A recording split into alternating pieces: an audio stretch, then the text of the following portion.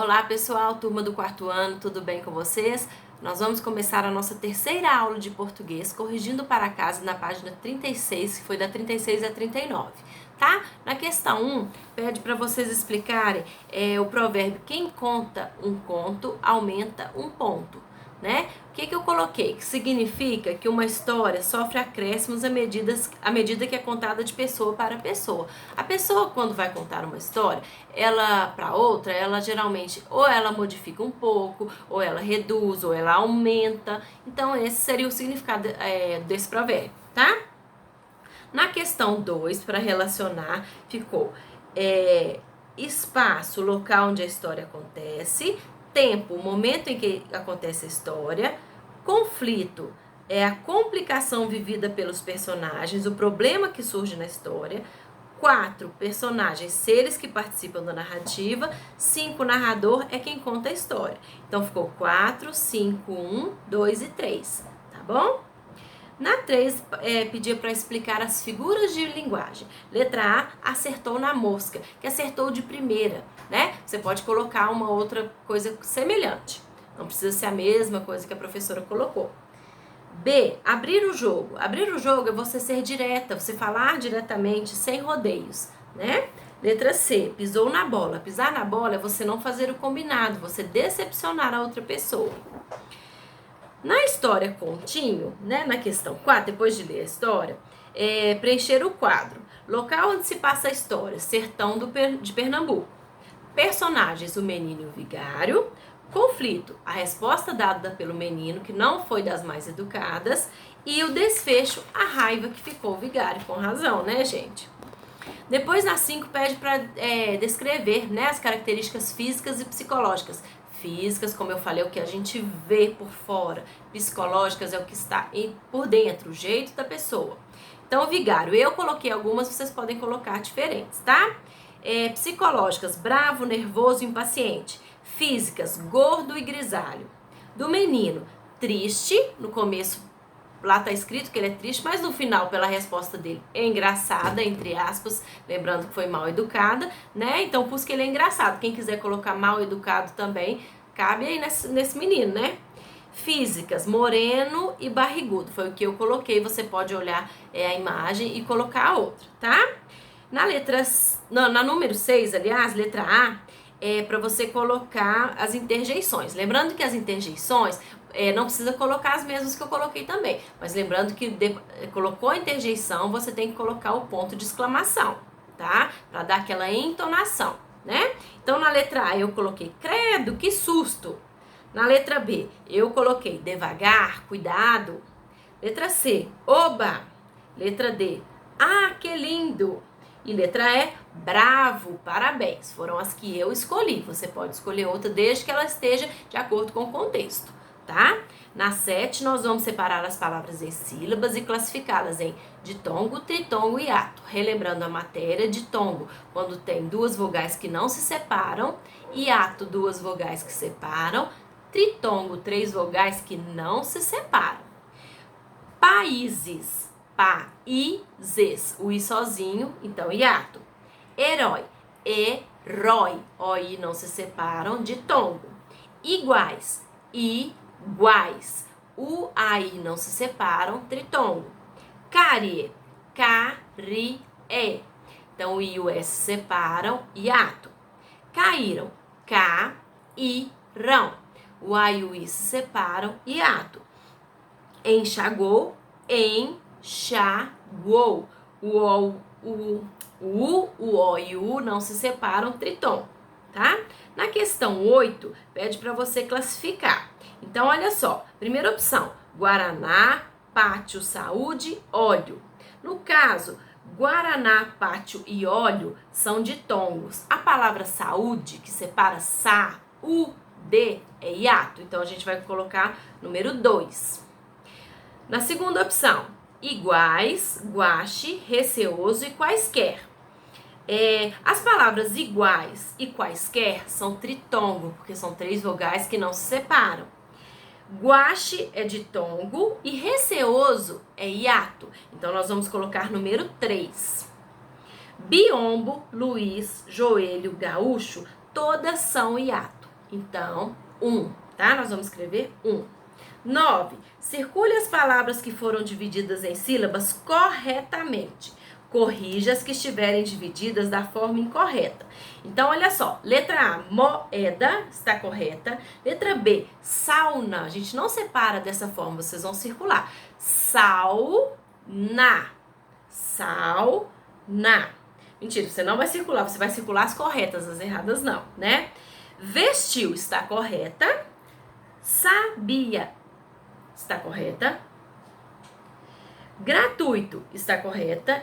E sábia, olha a diferença do sabia para o sábia. O sábia, ele vai se separar. Sábia. O I e o A, eles ficam na mesma sílaba. Então, as que estão erradas, a letra B, sauna, e a letra F, sabiá. Sabia, mentira, sábia, sábia. Desculpa. Então, letra F, sábia, porque tem um acento. Sabiá, se o acento fosse no último A, né? Então, vamos lá. Na página 40, começando o capítulo 2, né?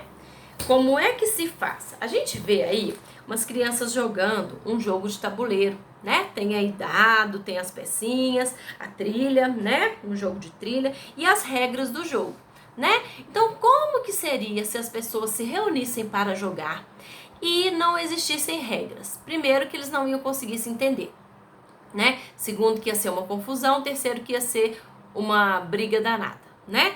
Então, por isso, nós temos as regras de todo jogo, tem uma regra, né? Para quê? Para nos orientar, para nos ensinar como que deve se jogar. E aí não tem como discutir, né? Se tem a regra, a gente tem que cumprir, né?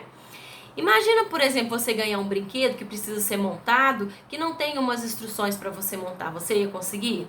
É quase impossível. Não é quase impossível, não é impossível, mas é difícil. Facilita muito se você tem, né, a regra, por exemplo. Aí, na página 42, nós temos os mandamentos do inventor, né? Eu não vou ler um por um, mas eu vou comentar, tá?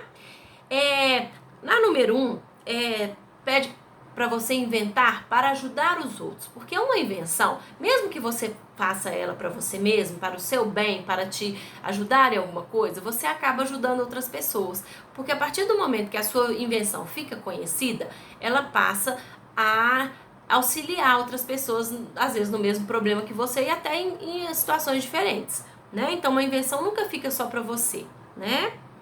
O que é muito bom, a gente saber dividir as coisas, né?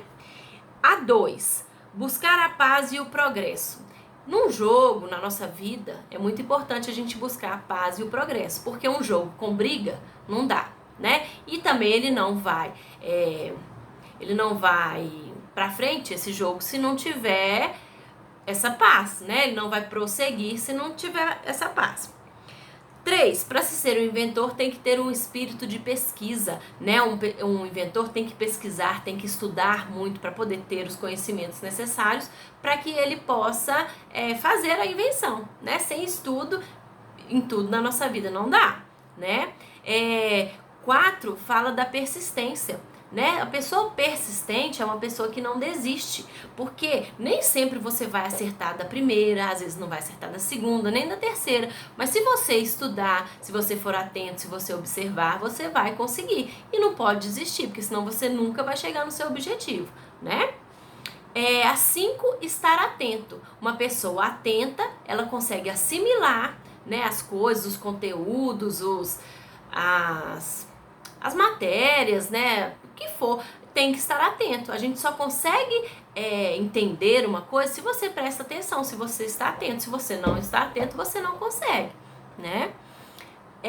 Distinguir críticas. Existem críticas, gente, tem as críticas que são muito boas e tem as críticas que são ruins, né? Críticas construtivas, elas vão te levar para frente, elas vão te fazer você construir, né?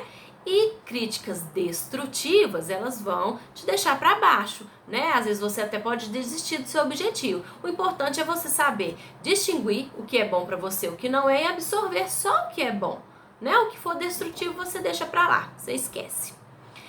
7, ter o espírito, desenvolver uma mente analítica. O que é uma mente analítica? Uma mente que analisa. Vocês leram aí que Galileu, ele, através da observação das oscilações de um lustre, ele conseguiu pensar no movimento do relógio e aí desenvolver o relógio. Claro que ele já foi muito aperfeiçoado desde que foi criado, mas veio dessa observação dele, né? Então uma pessoa que observa, a pessoa começa a ver coisas que às vezes uma pessoa que estuda, observa, ela vai ver coisas que outras pessoas talvez não vejam, e aí ela pode ser um grande inventor, né? Valorizar toda e qualquer invenção. Às vezes uma coisa que a gente vê, acha tão simples, até boba, pode, com o aperfeiçoamento, com o passar do tempo, se transformar numa grande invenção. Então a gente não deve menosprezar nada que é inventado, né? Uma coisa pequena pode se tornar uma coisa imensa, né? Aceitar contribuições. Todas as pessoas podem contribuir, né? Como eu falei, positivamente e negativamente para a nossa vida. As que contribuem positivamente são muito bem-vindas, né? Então a gente deve aceitar as opiniões, né, das pessoas, porque quem tem os nossos pais, por exemplo, só querem nos ajudar, então a gente, né, tem que aceitar essas contribuições porque vão ser para o nosso crescimento, para que a gente possa melhorar, né? E 10, principalmente no jogo, saber perder. Às vezes a gente não vai ganhar na primeira, às vezes a gente não vai ganhar na segunda, nem na terceira, mas você tem que saber perder.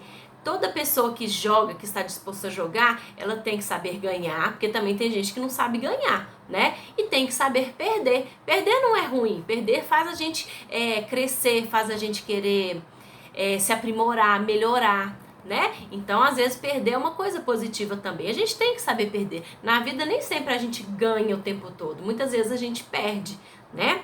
Então, essas são os 10 mandamentos do inventor. E se vocês perceberam na fonte, foi escrito por Walt Disney, né? Isso aí é o manual do professor Pardal, que foi escrito em 1972, ou seja, há quase 50 anos, né? Para quem não conhece, pode pesquisar aí, que agora a internet é a nossa principal ferramenta de estudo. O professor Pardal, pode pesquisar, ele é da turma do tio Patinhas, do Pato Donald, né? Ele as características dele, ser um super gênio e um grande inventor, tá? Então tá, pessoal, assim termina a nossa aula. Vocês façam para casa com muita atenção, com muito capricho, que na próxima aula nós vamos corrigir, tá? Beijo!